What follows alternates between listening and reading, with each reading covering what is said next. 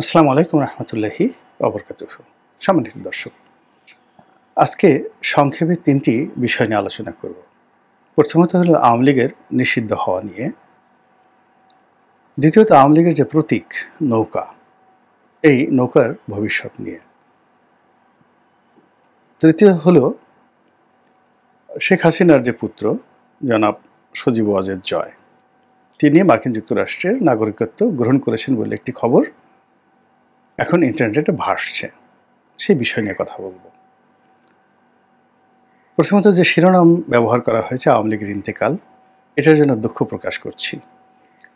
যারা আমার দর্শক রয়েছেন আওয়ামী লীগের ভক্ত শুভানুদ্দাহী, তারা হয়তো এই শব্দটি শুনে মনে কষ্ট পাবেন, কিন্তু এটি একটি কৌশলগত শব্দ। এর কারণ হলো আমাদের এই বাংলাদেশ সবসময় ক্ষমতার দাবিদারি করে। আওয়ামী লীগের যখন ক্ষমতা ছিল তখন আওয়ামী লীগ জমানাতে আসলে আওয়ামী লীগ যাদেরকে পছন্দ করে না তাদের নাম উচ্চারণ করাটা সম্ভব ছিল না। তারেক রহমান সাহেবের নাম উচ্চারণ করা যেত না, বেগম জিয়ার নাম উচ্চারণ করা যেত না, তারপর খালেদা জিয়ার নাম উচ্চারণ করা যেত না, এবং পত্রপত্রিকায় তারেক রহমান শব্দটি পর্যন্ত কেউ লিখতে পারত না, উচ্চারণ তো দূরের কথা।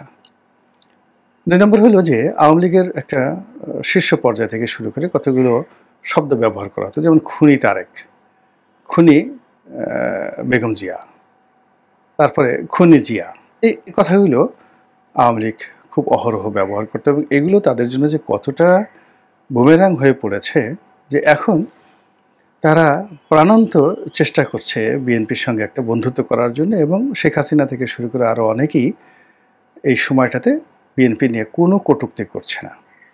অথচ সারা বাংলাদেশে যত মামলা হয়েছে, এই যে ৩০০-৪০০ মামলা, এসব কিন্তু বিএনপির লোকজন করেছে আওয়ামী লীগের বিরুদ্ধে। ২ নম্বর হলো যে আওয়ামী লীগের লোকদেরকে ধরে ধরে থানায় ঢোকানো, তাদেরকে পিটানো, তাদের সহায় সম্পত্তি লুণ্ঠন করা থেকে শুরু করে যা কিছু আছে তা কিন্তু বিএনপির কর্মী এবং সমর্থকরাই করছে বেশি।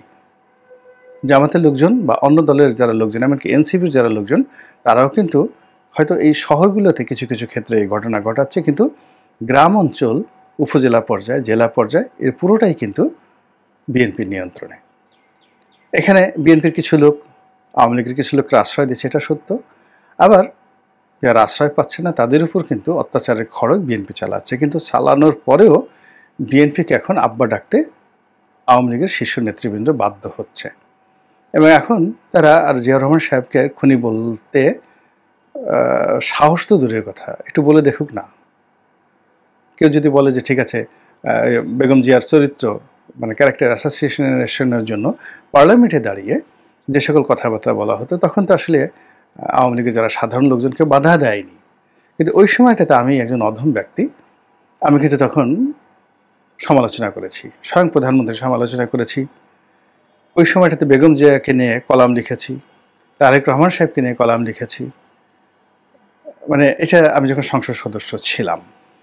তো সেক্ষেত্রে যেটা হলো যে এখনও আবার যখন সব কিছু উল্টে গেছে, এখন এক গ্রুপ যারা সবাই খুব ইউনূস বন্দনা করছেন, তা আমি তো এখনো পর্যন্ত এত নির্বোধ ব্যক্তি, ডক্টর মোহাম্মদ ইউনূসের প্রশংসা করে একটা কবিতাও লিখতে পারলাম না, 2 লাইন গানও রচনা করতে পারলাম না। এখন সবাই বিএনপি বন্দনা করছে, সব ভালো, জামাত বন্দনা করছে, তা আমি সেখানে নির্লিপ্তভাবে আগে যেভাবে কথা বলতাম ওভাবে কথাবার্তা বলে যাচ্ছি। কিন্তু আমাকে সবসময় মাথায় রাখতে হয়, আগেও রেখেছি, এখনও রাখতে হয়, সেটা হলো যে আইনগত জটিলতায় যেন কোনো অবস্থাতে জড়িয়ে না পড়ি।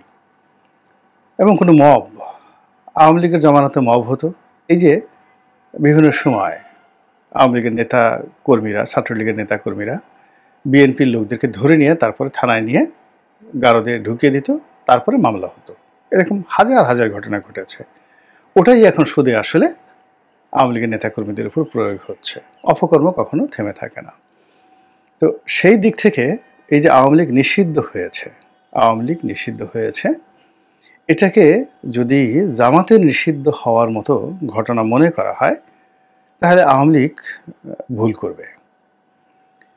ব্যাপারটা হলো যে আওয়ামী লীগকে স্লো পয়জনিংয়ের মাধ্যমে একেবারে প্রথমে আইসিইউতে, এবং আইসিইউ থেকে একেবারে রীতিমতো কবরে পাঠিয়ে দেওয়ার যে মাস্টার প্ল্যান হচ্ছে, সেই মাস্টার প্ল্যান সম্পর্কে যদি আওয়ামী লীগ সচেতন না হয়, তাহলে আমি যে শিরোনামটি ব্যবহার করেছি আওয়ামী লীগের ইন্তেকাল, ঘটনাটা আসলে সেদিকেই যাবে। এখন সেই কাজগুলো কি? প্রথমত এটা একটা প্রশাসনিক ব্যবস্থা নেওয়া হয়েছে।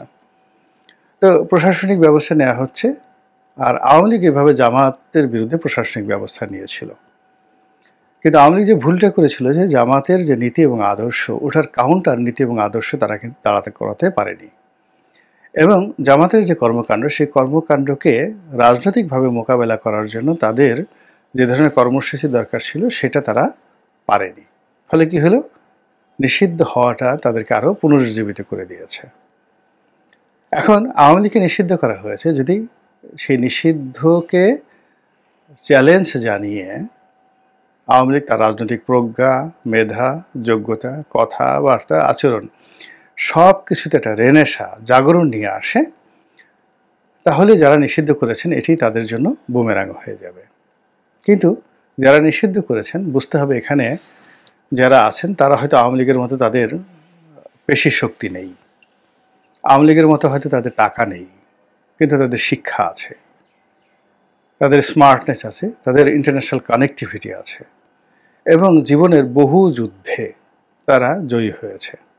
এই সরকারের সঙ্গে যারা আছে তারা কেউ যেন তেন লোক নয়। তারা হয়তো, আমরা ঠাট্টা করে বলছি তারা রাজনীতি বোঝেন না, কিন্তু তারা রাজনীতি পড়ান।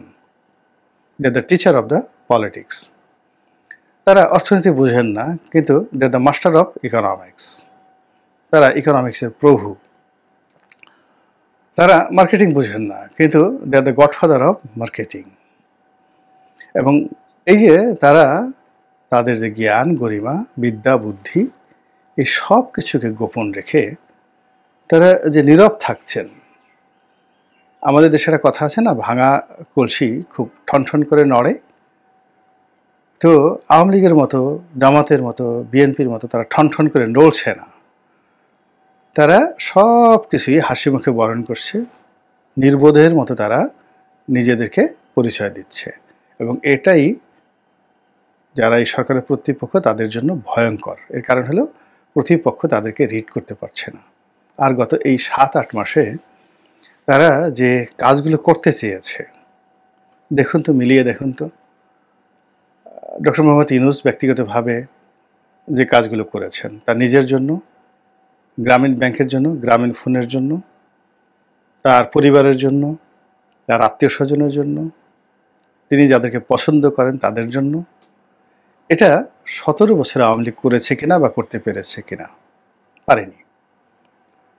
তার পছন্দের যত সাংবাদিক, তিনি সবাইকে এত চমৎকারভাবে ভালো রাষ্ট্রীয় পদ দিয়েছেন, পদবি দিয়েছেন, মর্যাদা দিয়েছেন, সব কিছু দিয়েছেন।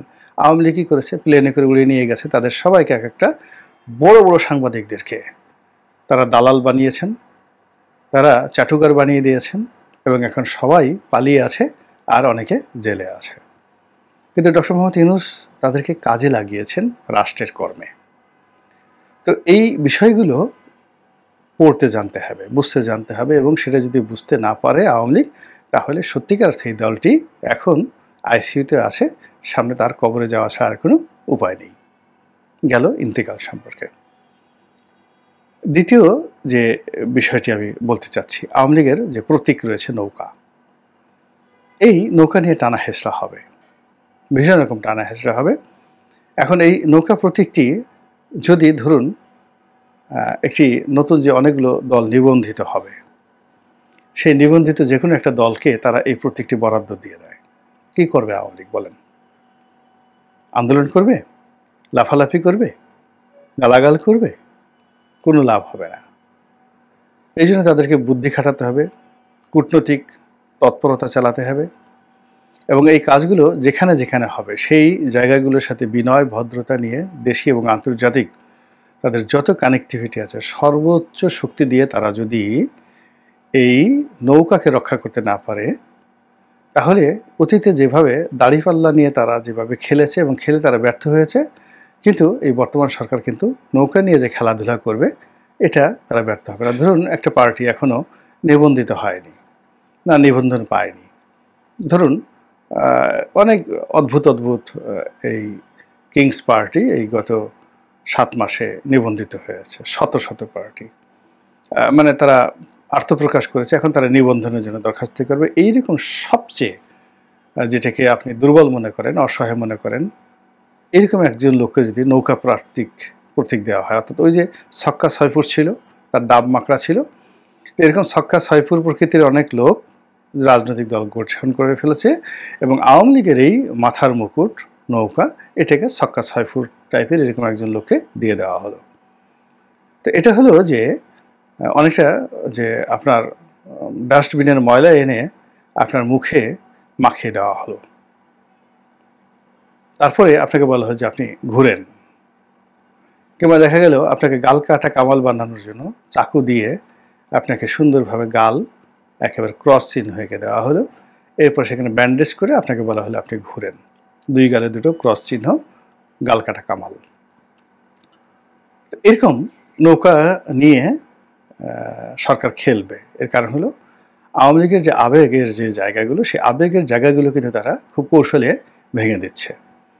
বঙ্গবন্ধুর মূর্তি ভাঙচুর, তারপরে সেই মূর্তির উপর পেশাব করা, পায়খানা করা, তারপর সেই মূর্তির যে খুলি সেই খুলির উপরে আরও অনেক মানে অবমাননাকর বিষয় করা, দাঁড়িয়ে দাঁড়িয়ে পেশাব করে দেওয়া, এই দৃশ্যগুলো এখন ভাসছে। এই কাজগুলো কেন করা হয়েছে? এই দৃশ্য দেখে আওয়ামী লীগের লোকজন কেঁদেছে, গড়াগড়ি করে কেঁদেছে।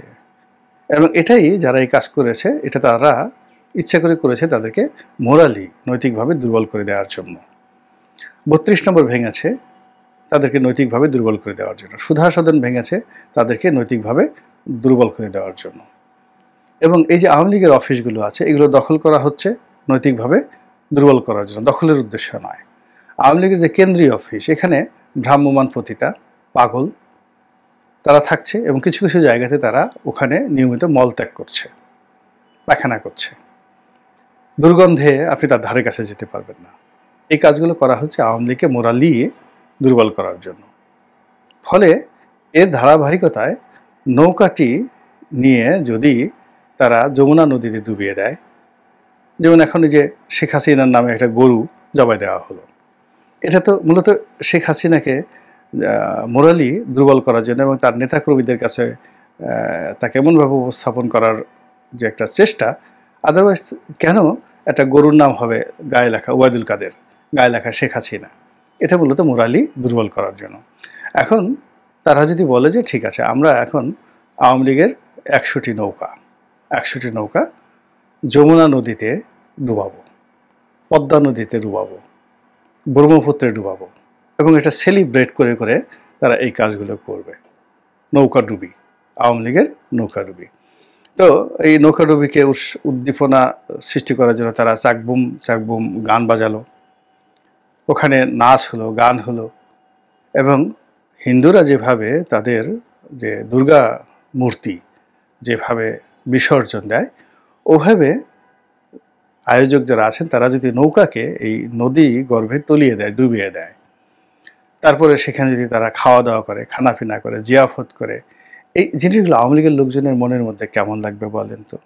এবং সেই কাজগুলো আওয়ামী লীগ যত বেশি এইসব উদ্দীপনা দেখাবে, এই কাজগুলো তত বেশি করা হবে। সবার শেষে এই যে সজীব ওয়াজেদ জয়, তার যে মার্কিন নাগরিকত্ব গ্রহণ, এটি নিয়ে সামাজিক মাধ্যমে ভীষণ রকম আলোচনা হচ্ছে। কেন আলোচনা হচ্ছে? তারা প্রমাণ করতে চাচ্ছে যে বাংলাদেশ নিয়ে শেখ পরিবারের এখন আর কোনো স্বপ্ন নেই, শেখ হাসিনার কোনো স্বপ্ন নেই, জয়ের কোনো স্বপ্ন নেই, পুতুলের কোনো স্বপ্ন নেই। পুতুল বলা হচ্ছে, আমি জানি না এটা সত্য না মিথ্যা, পুতুলের কানাডিয়ান নাগরিকত্ব রয়েছে, জয় নাগরিকত্ব ছিল না, জয়কে নিয়ে ভবিষ্যতে অনেক স্বপ্ন দেখা হতো, তিনি ভবিষ্যতে শেখ হাসিনার স্থলাভিষিক্ত হবেন। এখন যেহেতু তিনি আমেরিকান নাগরিকত্ব নিয়েছেন, কাজেই আওয়ামী লীগ মাইনাসের খাতায় চলে গেছে, তাদের ভবিষ্যৎ প্রজন্ম মাইনাসের খাতায় চলে গেছে। এই প্রচারগুলো তারা সামনে নিয়ে আসবে খুব বড় সড়ো করে, যে Awami League is no more, এখানে থাকবেই না। কিন্তু এই যে জয়, সেখানে মার্কিন নাগরিকত্ব নিল, কেন নিলেন এবং এই সময়টাতে কেন নিলেন, আর এই ছবি কি করে আসলো বা এই ছবি কেন প্রচারিত হলো, এই বিষয়গুলো নিয়ে আওয়ামী লীগ চিন্তা ভাবনা করছে বলে আমার কাছে মনে হচ্ছে না। ফলে কি হলো, আওয়ামী লীগের যারা প্রতিপক্ষ তারা কিন্তু একেবারে জ্যামিতির যে সূত্র, তারপরে বীজগণিতের যে সূত্র, পাটিগণিতের যে সূত্র, এই সূত্র অনুযায়ী তারা কিন্তু এগিয়ে যাচ্ছে টু ডেস্ট্রয় আওয়ামী লীগ। এবং তার প্রাথমিক স্তর কাগজ কলমে হয়েছে, এখন এটাকে মোরালি, ইথিক্যালি, পলিটিক্যালি, ইকোনমিক্যালি, একটা কথা বলে শেষ করে দেব যে কথাবার্তা হচ্ছে, একজন উপদেষ্টাই বলেছেন যে আওয়ামী লীগের নেতাকর্মীদের যে সহায় সম্পত্তি যারা পালিয়ে গেছেন বা পালিয়ে আছেন বা যাদের বিরুদ্ধে মামলা হচ্ছে, তাদের এগুলো সব রাষ্ট্র বাজেয়াপ্ত করবে। বুঝতে পারছেন যে ব্যাপারটা কোন পর্যায়ে চলে যাবে? রীতিমতো মানে এরকম যদি ১০০-১৫০ নেতাকর্মী বা যাদের সহায় সম্পত্তি বাজেয়াপ্ত করা হয়, যেমন ধরেন বেক্সিমকোকে যদি টার্গেট করা হলো যে বেক্সিমকো সালমান এফ রহমান এবং তার পরিবারের মালিকানাধীন যত সহায় সম্পত্তি আছে, এই সহায় সম্পত্তি রাষ্ট্র নিয়ে নিল এবং সেটা ওপেন টেন্ডারে বিক্রি করে তাদের যে দায় দেনা এটা পরিশোধ করা হলো। আপনি দেখুন তো এরকম ঘটনা যদি উপজেলা পর্যায়ে ঘটতে থাকে, বিকজ আওয়ামী লীগের লোকজন ব্যবসা বাণিজ্য করেছে, তাদের সাথে ব্যাংকের লেনাদেনা আছে, তো এই ব্যাংক এই জিনিসগুলো দায়গুলো মেটানোর জন্য যদি ইমিডিয়েটলি তাদের সহায় সম্পত্তি যারা পালিয়ে আছেন এগুলো রাষ্ট্র অ্যাকোয়ার করে এবং বিক্রি করা শুরু করে দেয়, তাহলে এই যে ফাইন্যান্সিয়াল প্ল্যানটা, সেই প্ল্যানটা যে বাস্তবায়ন যারা এখন আছেন তারা এটা করবেন, এটা তারা ঘোষণা দিয়ে ফেলেছেন। তো এইগুলো করার জন্য, মোকাবেলা করার জন্য প্ল্যান লাগবে, পরিকল্পনা লাগবে। খালি ওই ওয়েব মিটিং করে লাভ হবে না, ওখানে বসে দূরে বসে খাইয়ে ফেলামু, ধরে ফেলামু, চিপড়াই দিমু, টিপ দিমু, ঠুস করমু, ফুস করমু, এই জিনিসগুলো করলে আসলে হবে না। You need to be more smart, not smart, you need to be smarter. মানে এখন যারা আছেন তাদের সাথে স্মার্টার হতে হবে in all respect, in terms of education, in terms of international connection, in terms of behavioral pattern, thinking and innovation.